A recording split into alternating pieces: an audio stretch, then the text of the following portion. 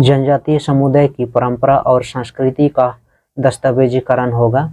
गांव-गांव की पौराणिक व सांस्कृतिक धरोहरों को संरक्षित किया जाएगा।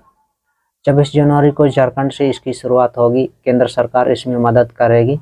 15 अगस्त को छत्तीसगढ़ में इसका लेखा जोखा रखा जाएगा। ये बातें केंद्रीय पंचायती राज मंत्रालय के सचिव विवेक भारद्वाज ने कही। वह राजधानी रांची में राष्ट्रीय पेशा दिवस समारोह के मौके पर आयोजित कार्यशाला को बतौर मुख्य अतिथि संबोधित कर रहे थे। श्री भारद्वाज ने कहा, ग्राम सभाएं झारखंड के गांव-गांव की परंपराओं संस्कृति को सूचीबद्ध करें। यह हमारे पूर्वजों की प्रति सच्ची श्रद्धांजलि होगी। साथ ही आने वाली पीढ़ी को भी हमारी गौरवशाली परंपरा की जानकारी मिलेगी। आदिवासी समूह की सांस्कृतिक विरासत को सहेजने की जरूरत है।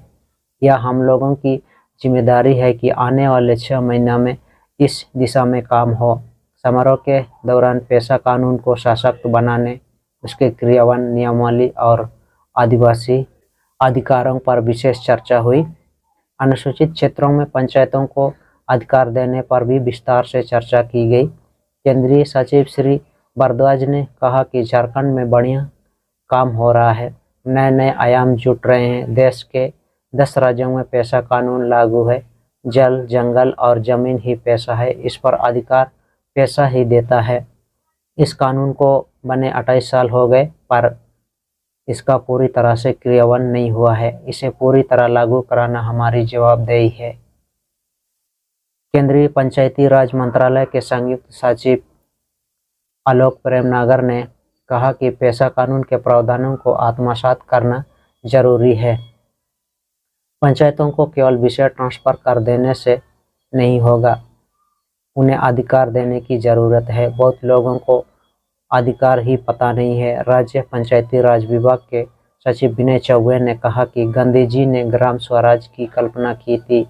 इसे पेशा कानून साकार करता है। 1992 में संविधान के 73 संशोधन के माध्यम से पंचायती राज व्यवस्था को और सशक्त किया गया।